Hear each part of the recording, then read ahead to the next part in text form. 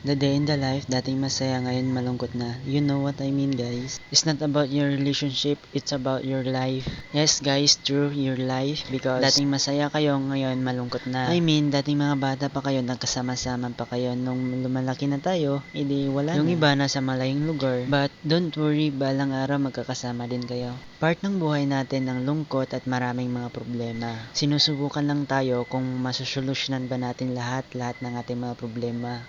Alam ko marami tayong mga problema, financial problem, money problem, family problem at iba pa. Pero alam kong kaya nating solusyonan. Ang kailangan lang natin gawin ay magtutulungan. Kagaya ng ulis ting-ting, pag isa madaling maputol. Pag marami at nagtutulungan ng buong lakas, hindi to mapuputol agad. Parang problema lang, pag ikaw mag-isa mahirap solusyonan. Pag marami kayo, mas mabilis itong masolusyonan.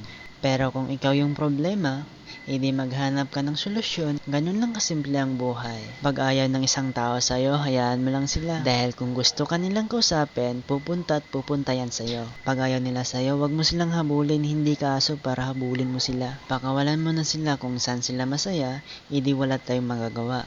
Sabi nga nila, pag mahal mo isang tao, ipaglaban mo. Paano kung ikaw lang mismo ang lumalaban sa relationship ninyo? Paano kung napipilitan lang siyang mahalin ka? O di kaya ipirahan ka lang yan. Wala tayong magagawa dyan. Ba't ba tayo naabot sa relationship na yan? Ba't ko ba natapik yung mga relationship na yan? Ako mismo nga walang relationship. I mean, wala akong panahon sa mga girlfriend. I don't waste my time. Sabi nga nila, huwag mong sayangin ang mga panahon mo sa mga babae na yan.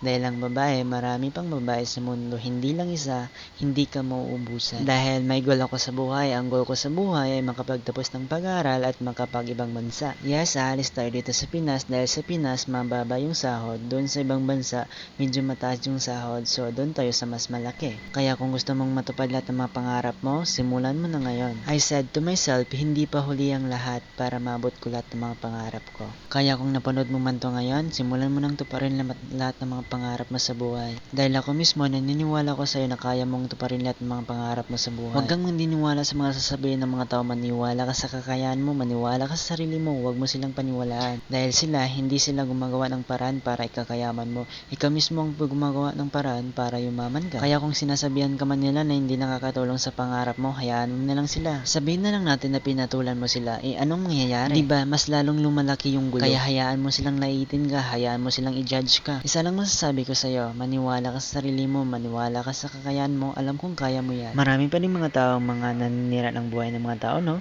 Maraming nag-judge, maraming hindi naniniwala sa mga kakayahan natin. Siraan ka man nila, i-judge ka man nila, hindi man sila maniniwala sa kakayahan mo, wag na natin silang patulan, wag natin sayangin ang mga oras natin dyan, intindihin na lang natin sila. Dahil dyan lang naman ang kaya nilang gawin sa'yo, diba?